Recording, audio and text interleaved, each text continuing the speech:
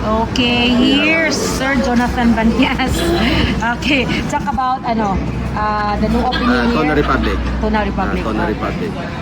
Tona Republic, Hinaplanon, Iligan. This is a non-pork establishment for everyone. Pwede sa mga brother Christians, brother Muslims, and any Filipino races. Kay man siya, family dining man siya. No niya, wala tay pork, isda lang yun siya tanan. Mayo kayo siya sa mga nag-manage of health sa atong mga tigulang, sa katong mga conscious sa mga pagkaon, because it's all about tona. Okay, so it's nice, no? No pork. So here, Tona Republic.